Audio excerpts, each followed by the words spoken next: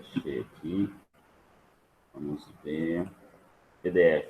Pessoal, então vamos começar aqui essa atividade, ó. A gente está falando de uma atividade de segundo ano, onde eu tenho 3 leis. São 3 leis de transformações dos gases. Nós vamos considerar aí, ó, uma transformação isocórica. O que é uma transformação isocórica? Lembrando, pessoal, que aqui vocês sempre têm em mente aquela fórmula. Piviti Pavotó, tá? P vezes V dividido por T. Isso inicial igual a P vezes V dividido por T final, certo? Piviti Pavotó. E aí, o que eu tenho? Eu tenho a lei do Charlie. Nosso amigo aí, Charlie Brown Jr. Mas é parecido, né? Não é ele, mas é parecido. É uma lei do Charles, é isobórico, certo? Isobórico. O que é um isobórico? Onde eu tenho o volume constante. Você viu que o volume saiu dessa forma. O volume aqui, ele saiu. Não está aqui mais, ó. Então, aqui ficou só a pressão e a temperatura. São diretamente proporcionais.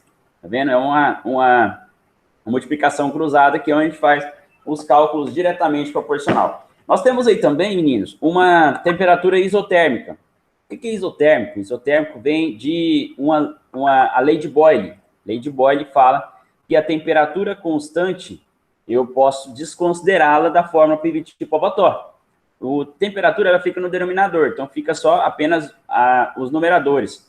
Essas operações aqui, elas já são inversamente proporcionais, certo? A gente tem aí, ó, pressão inicial, volume inicial, e pressão final, volume final, certo? O que é uma transformação isobárica? A transformação isobárica, eu tenho aí a pressão constante, vem de um equipamento chamado barímetro, tá? Pressão constante. Então, eu tenho aqui a lei de Gay-Lussac, onde aqui é constante. E aqui, o que eu faço? Se a pressão é constante, quem vai sair do Piviti-Pavotó vai ser a pressão, a P, certo? Não vai ter como usar ela aí, certo? Então, vejamos aqui algumas aplicações dessas equações. Ó, eu fui bem bacana com vocês. Fui lá na FUNESP, São Paulo, na FAP de São Paulo e da Unimep de São Paulo. Tudo vestibulares grandes, para vocês verem que isso aqui se aplica em toda e qualquer situação da física, certo? Aqui eu tenho um recipiente indeformável, certo? Hermeticamente fechado, contendo 10 litros de um gás perfeito a 30 graus Celsius. Elizabeth, eu posso usar isso aqui em graus Celsius, Elizabeth? Não, tem que ser em Kelvin. Tem que ser em Kelvin, parabéns, tem que ser em Kelvin. E como é que eu faço para transformar de graus Celsius para Kelvin? Eu tenho que somar quanto? Quantos graus aqui?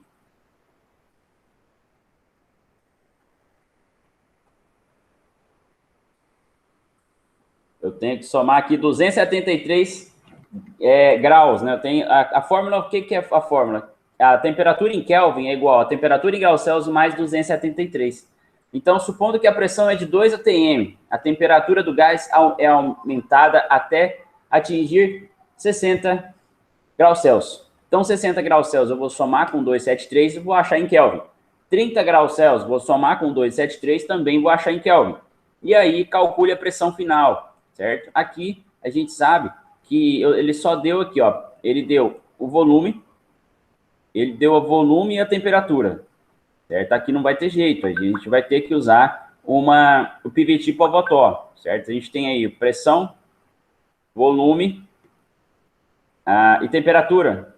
Então, eu tenho aqui a pressão que ele quer, o volume ele está dando que é 10, a pressão inicial aqui, pessoal, é 2 atm, tá? Pressão inicial 2 atm, temperatura inicial é de 30 graus Celsius, temperatura final de 60 graus Celsius, certo? E aí segue aí todos os cálculos, e esboçando o gráfico ainda. Vocês conseguem fazer esses gráficos aí com pressão versus temperatura. Pressão, temperatura ou vice-versa. Nós temos aqui um segundo exemplo aqui, ó, Elizabeth, que eu tenho a 27 graus Celsius, um gás ideal ocupando 500 centímetros cúbicos, certo? E o que é esse 500 centímetros cúbicos? É o meu gás. Está em 500 centímetros cúbicos. E esse centímetro cúbico a gente vai ter que fazer uma transformação aí. Que o volume ocupa negativo 73 graus Celsius, sendo a transformação isobárica, certo? Ele quer aí, sendo uma transformação isobárica, que volume ocupará a negativo 73 graus Celsius? É fazer aí uma operação de inversa, né? A gente tem aí, se é uma transformação isobárica, que a gente acabou de falar, que a pressão é constante. Então, eu vou ter só essa formulazinha aqui, ó, certo? Onde V1 sobre T1, V2 sobre T2. E aqui no terceiro exercício, eu tenho aqui 15 litros de uma determinada massa gasosa. Encontram-se a uma pressão de 8 atm. Pressão de 8 atm é o que, então? É a pressão inicial. E a temperatura de 30 graus Celsius.